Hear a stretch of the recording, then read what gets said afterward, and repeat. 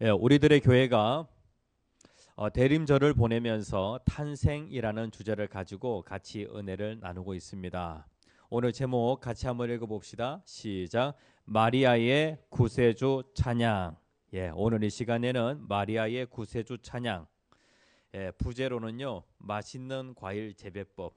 마리아처럼 찬양하자라는 그러한 그 부제를 가지고 은혜를 나누겠습니다.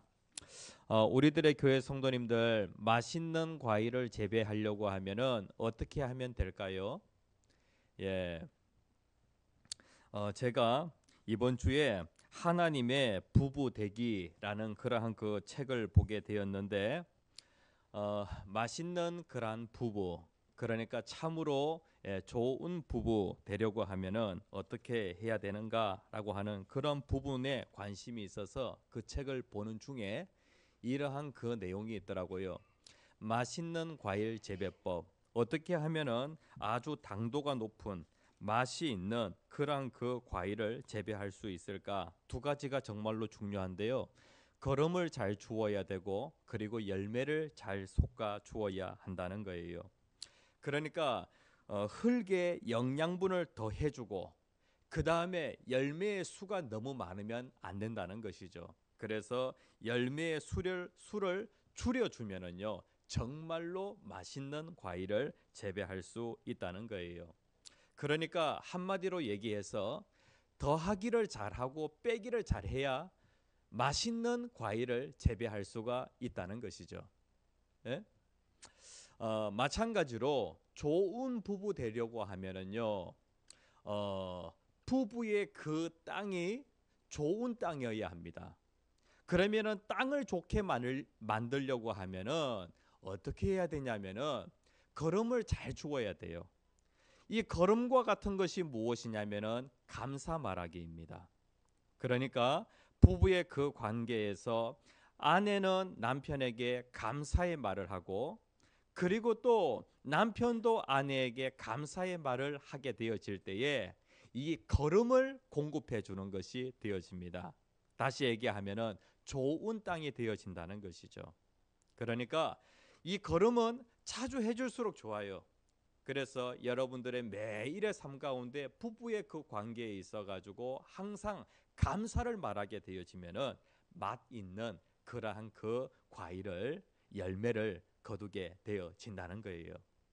그리고 빼주어야 될 것이 있는데 잔소리는 좀 빼주었으면 좋겠습니다. 잔소리. 예? 말에는 능력이 있는데 너무 많은 말을 하면 안 돼요. 그러면은 맛있는 그러한 그 과일을 얻을 수가 없습니다. 다시 얘기하면은 좋은 부부 관계라고 하는 그러한 열매를 거둘 수가 없다는 거예요.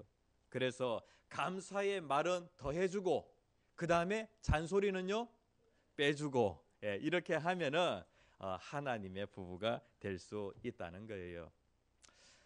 이 말에는 힘이 있습니다. 말에는 힘이 있는데 우리가 우리의 입술로 하나님을 찬양하잖아요. 찬양을 하면은 우리의 마음밭이 아주 좋아져요. 좋은 땅이 되어진다는 거예요. 찬양하게 되어질 때에. 그러니까 특별히 찬양은 좀 더 해주고 그 다음에 무엇을 빼주냐면은요, 좀 가요.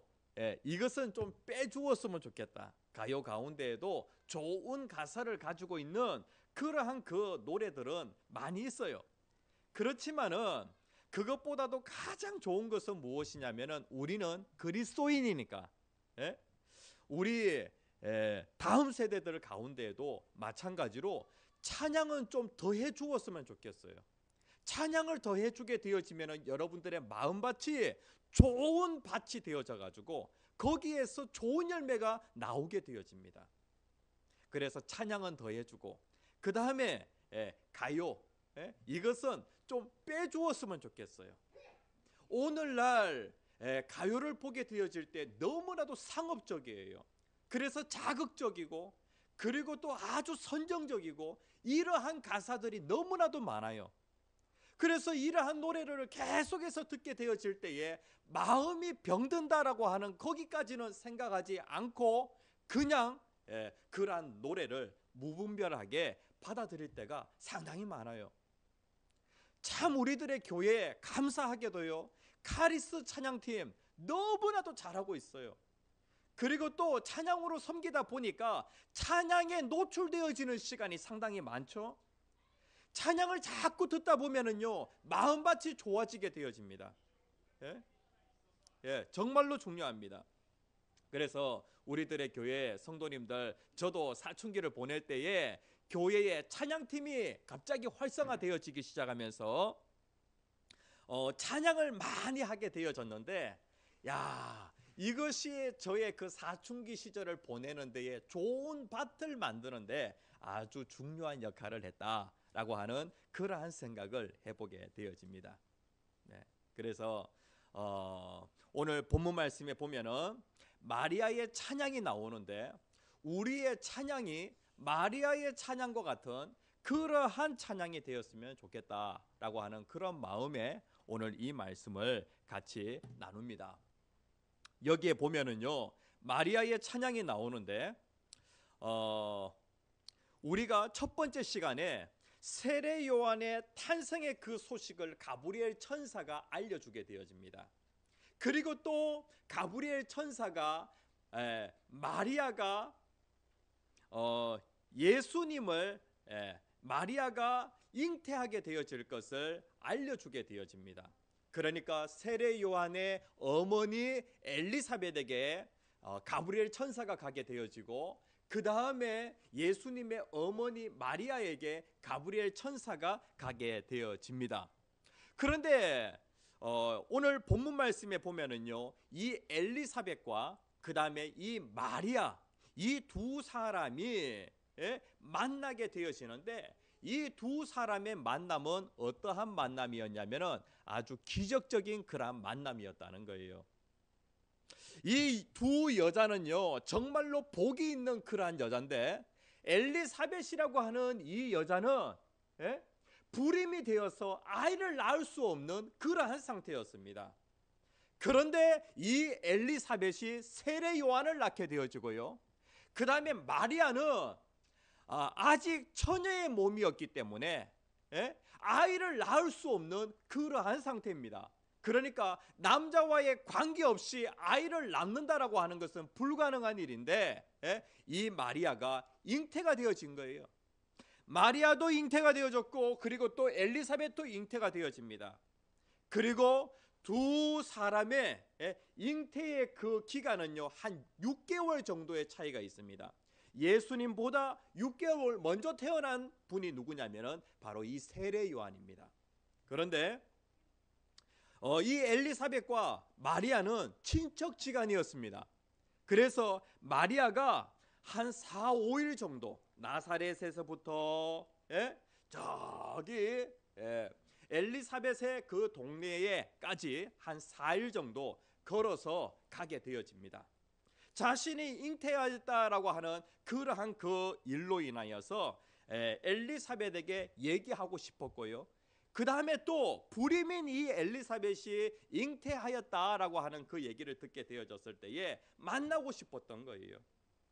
그래서 두 사람의 만남이 이루어지게 되었는데, 그때에 엘리사벳이 성령으로 충만하여서 무엇을 느끼게 되어지냐면은, 야, 마리아의 뱃속에 있는 그 예수님이 누구세요? 바로 구세주이시죠. 메시아이시죠. 메시아가 마리아의 뱃속에서 뛰노는 것을 보게 되어집니다. 그러면서 엘리사벳이 찬양으로서 마리아를 칭찬해 주게 되어집니다. 세상의 많은 여인들 가운데 너가 정말로 복이 있는 그러한 여자다라고 하면서 칭찬의 말을 해주게 되어지죠.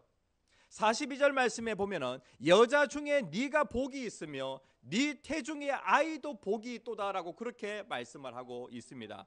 그러면서 43절 말씀에 보면은요, 엘리사벳이 또 뭐라고 얘기하냐면은 내 주의 어머니가 내게 나오니 이 어찌된 일인가 라고 그렇게 하면서 계속해서 이 사건과 관련하여 엘리사벳이 노래를 하고 있는 거예요. 찬양을 하고 있는 거예요. 그래서 우리가 읽지는 않았지만은 42절부터 45절까지를 보면은요, 엘리사벳의 찬양이 나옵니다. 예? 그리고 46절에서부터 55절까지 오늘 우리가 읽은 이 본문 말씀에 보면은요, 마리아의 그 찬양, 마리아의 노래가 나옵니다. 자, 오늘 이 본문에 있는 이 말씀을 우리가 대하면서 마리아가 하나님 앞에 찬양을 하는 데에 우리 또한 마찬가지로 하나님 앞에 이러한 이유 때문에 하나님을 찬양할 수 있는 그러한 우리의 삶이 되었으면 좋겠어요. 우리는 마땅히 찬양해야 됩니다. 하나님께서 우리의 삶 가운데 큰 은혜를 베풀어 주셨어요. 그래서 우리가 하나님께 찬양하게 되어질 때 무엇을 생각하면서 하나님께 찬양해야 되냐면은 하나님의 은혜를 생각하면서. 첫 번째 같이 한번 읽어봅시다. 시작. 주의 은혜를 찬양. 마리아가 어떻게 찬양했냐면은 주의 은혜를 생각하면서 찬양하였다는 거예요. 우리들의 교회 성도님들, 여러분들 찬양을 자주 하십니까? 여러분들 특별히 자주 부르는 찬양이 있습니까? 찬양의 문이 열리면은 기도의 문이 열리게 되어지고, 그리고 또 기도의 문이 열리게 되어지면은 은혜의 문이 열리게 되어집니다. 찬양이라고 하는 것이 정말로 중요해요. 우리들의 교회 성도님들 어떠하든지 찬양이 열려야 합니다. 그러면은 기도가 열리게 되어지고 예수님을 인격적으로 만나게 되어지는 그러한 그 은혜를 경험하게 되어지는 것이죠. 46절에 보면은 내 영혼이 주를 찬양하며 라고 그렇게 하면서 여기에 이제 마리아의 찬양이 나오는데, 마리아가 찬양을 하면서 무엇을 먼저 생각하게 되어지냐면은 47절 48절 말씀에 보면 내 마음이 하나님 내 구주를 기뻐하였음은 그의 여종의 비천함을 돌아보셨음이라 라고 그렇게 말씀을 하고 있어요. 하나님께서 비천한 이 여종을 돌아보셨다는 거예요. 그러니까 찬양이 나오지 아니할 수가 없는 것이죠. 우리들의 교회 성도님들, 황 목사가 예수님을 인격적으로 만나게 되어질 때에 처음에 아무 기도할 줄을 몰랐어요. 그런데 하나님이 먼저 찬양을 시키시더라고요. 그래서 찬양을 하면은 또 이제 기도가 되어져요. 기도를 하다 보니까 예수님과 인격적인 또 교제가 되어집니다. 그러면서 예수님을 만나는 그러한 그 경험을 하게 되어지는데, 그런데 정말로 중요한 것은 무엇이냐면은 제가 예수님을 만나면서 어떤 고백이 계속해서 나오냐면은 내가 무엇이간데 하나님 나를 정말로 사랑해 주십니까? 이 은혜 때문에 계속해서 찬양이 나오더라는 거예요. 그러면서 한동안 많이 불렀던 찬양이 무엇이냐면은 하나님의 은혜로 이 쓸데없는 자. 하나님 쪽에서는 황 목사가 아무런 쓸데가 없는 그러한 사람인데 하나님께서 황 목사를 써주셨다는 것이죠. 이것을 생각하게 되어질 때 하나님을 찬양하지 아니할 수가 없는 거예요. 이번에 카리스 찬양팀이 수련회 때에 찬양을 하게 되어지는데 정말로 중요한 것은 무엇이냐면은 내가 은혜 되지 않으면은 다른 사람도 은혜를 받을 수가 없어요. 찬양 연습 이때까지 정말로 열심히 했어요.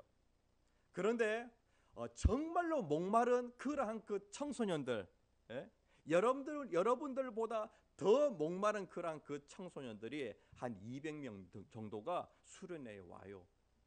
그런데 이때까지 다른 준비는 이제 다 잘했던 것 같아요. 옷도 이제 다 준비를 했고 옷 정말로 멋있죠. 그런데 정말 중요한 것은 무엇이냐면은 이제 은혜를 찬양할 줄 알아야 돼요. 하나님, 내가 정말로 쓸데없는 자인데 나를 사랑하셔서 이렇게 찬양의 도구로 써주시니 정말로 감사합니다. 이러한 마음으로 하나님을 찬양하게 되어질 때 하나님께서 우리의 찬양을 들으시고 찬양을 통하여서 하나님께서 큰 기쁨이 있도록 그렇게 역사해 주시는 것이죠.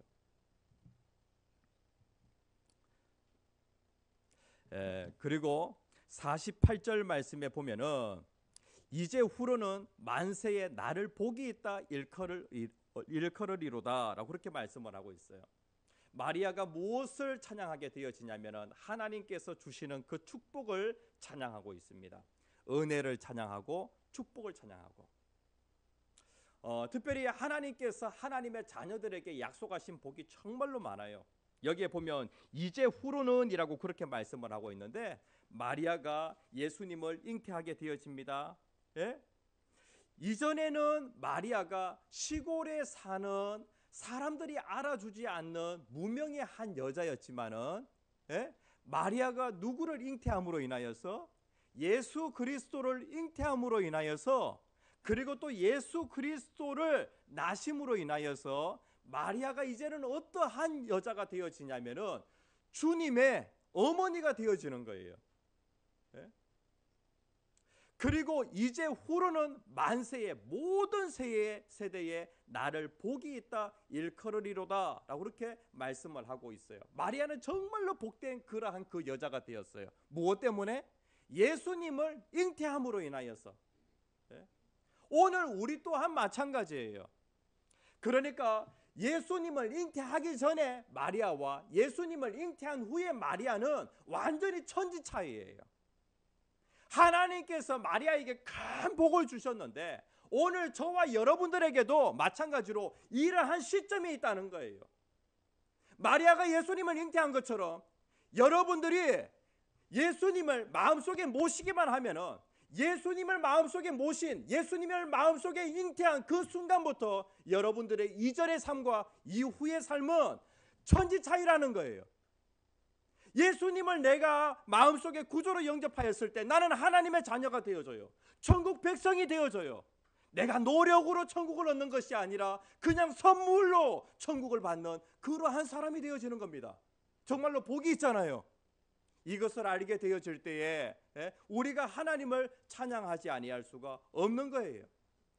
예수님의 자녀라고 하는 것 때문에 하나님께서 우리에게 약속하신 그 복을 뭐라고 얘기하냐면은, 사도 바울은 신령한 복이라고 그렇게 말씀하고 있어요.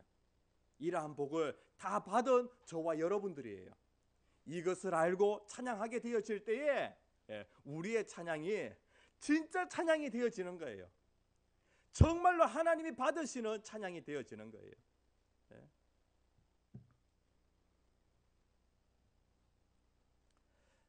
그리고 우리가 찬양을 하게 되어질 때 하나님께서 날 위하여 하신 그런 그 일들이 있어요. 이러한 일들 한 가지 한 가지, 이것을 찬양을 다른 말로 하면은 칭찬, 하나님 칭찬이라고 할 수 있겠어요. 그래서 하나님이 하신 그 모든 일들에 대하여서 그것을 생각하면서 하나님을 칭찬하게 되어질 때 그것이 찬양이 되어집니다. 하나님께서 마리아의 인생 가운데 오셔서 하신 큰 일이 있어요. 49절 말씀에 보면은 능하신 이가 큰 일을 내게 행하셨으니 그 이름이 거룩하시며 라고 그렇게 말씀을 하고 있어요. 하나님은 어떠한 하나님이시냐면은 능력이 많으신 하나님이에요. 그 하나님이 마리아의 인생 가운데 오셔서 큰 일을 하셨어요. 그러면은 하나님께서 하시는 그런 그 일들 가운데 정말로 큰 일이 무엇이냐? 마리아는 여기에 보면 한 네 가지 일을 얘기하고 있는데요. 예수님은 마리아를 통하여서 나실 그 예수님은 앞으로 어떠한 일을 하시냐면은 교만한 자를 심판하러 오신대요. 우리에게는, 그러니까 마리아에게는 앞으로 예수님이 이런 일을 하실 것이다 하지만은 우리에게는 무엇이냐면은 예수님이 이런 일을 하셨다는 거예요. 예수님은 이 땅에 뭐 하러 오셨냐면은 교만한 자를 심판하러 오셨어요. 51절에 보면은 마음이 생각에 교만한 자를 흩으셨고 라고 그렇게 말씀을 하고 있어요. 그러니까 하나님은 어떠한 일을 하시냐면은 교만한 자에게 하나님은 은혜를 베풀지 아니하시고 겸손한 자에게 하나님은 은혜를 베푸시는 거예요. 인류 역사 가운데 정말로 교만한 사람, 교만하다가 완전히 나락으로 떨어진 사람을 얘기한다고 하면은 느부갓네살 왕, 그 다음에 또 예수님 그 시대의 헤롯이라고 하는 그러한 사람도 마찬가지로 아주 교만한 사람이었죠. 그런데 예수님은 어떠한 일을 하시냐면은 교만한 자를 심판하시는 그러한 일을 하신다는 거예요. 그리고 또 예수님은 어떠한 일을 하시냐면은 마리아와 같이 자기 자신에 대해서 나는 비천한 여종입니다 라고 그렇게 하면서 자기 자신을 낮추는 그 사람을 예수님은 높이시는 그러한 분이에요. 5절에 보면은 52절에 보면 권세 있는 자를 그 위에서 내리치셨으며 비천한 자를 높이셨고 라고 그렇게 말씀을 하고 있어요. 베드로 사도는 이렇게 고백합니다. 하나님은 교만한 자를 대적하시되 겸손한 자들에게는 은혜를 주시느니라. 그러니까 마리아는 어떠한 삶을 살았냐면은 마리아는 정말로 겸손한 사람이었어요. 자기 자신을 낮추니까 예수님께서 어떻게 하시냐면은 마리아를 지극히 높이시는 것을 보게 되어집니다. 시골 처녀에 불과한 이 마리아를 하나님께서는 메시아의 어머니가 되어지는 그러한 그 복을 주심으로 지극히 높이시는 것을 보게 되어집니다. 이것이 바로 하나님이 오늘날 저와 여러분들에게도 하시는 일이에요. 내가 교만하면 하나님 반드시 하나님은 저와 여러분들을 낮추실 거예요. 그런데 겸손하면 하나님은 저와 여러분들을 높이신다는 거예요. 이렇게 하실 하나님을 내가 찬양해야 한다는 것이죠. 그리고 하나님은 줄인 자를 배부르게 하시는 그러한 분이에요. 예수 그리스도는 생명의 양식이 되시는 그러한 분이신데 예수 그리스도는 우리가 예수 그리스도를 믿게 되어지면은 우리가 참된 양식으로 배부르게 되어지는 거예요. 마태복음 5장 6절 말씀 같이 한번 읽어봅시다. 시작. 의에 줄이고 목마른 자는 복이 있나니 그들이 배부를 것이며 라고 그렇게 말씀을 하고 있어요. 의에, 다시 얘기하면 이 의라고 하는 것은 이 본문에서는요 하나님의 뜻, 하나님의 뜻에 줄이고 목마른 자는 정말로 복이 있다, 이렇게 말씀을 하고 있어요. 그리고 예수님은 이 세상에 뭐 하러 오셨냐면 두려움 많은 인생에게 위로가 되려고 오셨어요. 특별히 두려움 가운데 있는 이러한 사람들에게 하나님은 그러한 사람들을 정말로 불쌍히 여기셔서 그러한 사람들을 위로하시는 그러한 분이시죠. 그래서 하나님께서 우리에게 이 일을 위하여서 누구를 보내셨냐면은 예수 그리스도를 보내신 거예요. 마리아는요 지금 최고의 찬양을 하고 있는데 무엇을 찬양하고 있냐면은 하나님의 은혜를 찬양하고 그 다음에 또 무엇을 찬양합니까? 하나님께서 주신 그 복을 찬양하고 그 다음에 하나님께서 마리아의 그 인생 가운데 하신 일과 그 다음에 또 앞으로 하실 그 일과 관련하여서 그것으로 찬양을 하는 것을 보게 되어집니다. 제가 월요일에 장례식을 참여하게 되었습니다. 저는 울산에 있는 그 남산교회에서 한 5년간 사역을 하였습니다. 정확히 딱 채워서 5년간 사역하면서 참으로 신앙의 모범이 되는 그러한 그 성도님들도 많이 만났습니다. 특별히 조영일 장로님이라고 하는 장로님을 만났는데요. 제가 사역할 그때에도 지금으로부터 13년 전입니다. 5년간 사역하면서 보면은요, 장로님은 항상 허리가 안 좋으셨습니다. 그럼에도 불구하고 항상 예배의 자리를 꼭 지키셨고, 그리고 허리 수술을 받으셔가지고 몸이 아주 불편한 그러한 상황 가운데에는 의자에 앉으실 수가 없으니까 예배 시간에 딱 오셔가지고 제일 뒤편에 필경대에서 딱 서서 그렇게 예배 드리는 그러한 모습도 제가 보았습니다. 그리고 시를 쓰는 것을 아주 좋아하셨는데요. 그런데 이제 이번에 장례식을 참여하고 올라왔는데 다음 날 제가 이러한 그 시를 받게 되었습니다. 이 시를 딱 보니까 노년에, 그러니까 죽음을 앞두고, 그러니까 저와 헤어진 지도 한 13년 정도 되었습니다. 그 동안에 죽음을 준비하면서 어떠한 나날들을 보내셨는지 이 시에 그 모든 것들이 다 기록이 되어져 있는 것 같더라고요. 이 시는 이 조영일 장로님의 시이면서 그리고 또 찬양, 또 노래라고 할 수가 있겠습니다. 그러니까 저와 여러분들도 마찬가지로 하나님 앞에서 이러한 찬양을 드리게 되어질 때 하나님께서 얼마나 기뻐하실까요? 네? 제가 시를 읽어드리겠습니다. 천국을 바라보며, 제목입니다. 천국 갈 길이 한 뼘쯤 남았구나. 곧 등살이 터지고 은빛 날개 돋아나고 훨훨 하늘에 올라 천국에서 자유하며 살리라. 주님과 함께 살리라. 여든 생의 바람처럼 사라지고 남은 것 백발과 지팡이뿐이구나. 지난날 호송세월 마음 아파 괴롭다. 그러나 보이지 않는 은혜로운 손길 날 빚어 금그릇 만드시고 고난, 슬픔, 외로움도 지나고 보니 축복의 열매였구나. 하나님께서 그의 인생 가운데 하신 그 일들에 대해서 지금 찬양하고 있는 거예요. 세상 사람들은 세상을 고혈하지만 주 안에 살면 에덴 동산인 것을, 가나안 복지인 것을, 솔로몬의 궁전인 것을, 주여 한 세상 행복했습니다. 가을이 들면 잎새들은 두려워 떨지만 나의 끝자락은 입안에 찬송이 가득하구나. 이제 등뼈 살이 터지면 은빛 날개 돋아나면 훨훨 하늘에 올라 천국에서 자유하며 살리라. 주님과 함께 자유하며 살리라. 2019년 12월 조영일 장로. 이렇게 이제 시를 딱 이렇게 썼는데 다윗의 시가 이러한 시였고요. 그리고 많은 신앙의 사람들의 시가 이러한 시였습니다. 이러한 그 찬양을 하나님께서 기뻐하신다는 거예요. 하나님께서 내 삶 가운데 하신 그런 그 일들을 생각하면서, 그 은혜를 생각하시면서, 그 복을 생각하시면서 하나님께 노래하게 되어질 때 그것이 최고의 찬양이 되어진다는 거예요.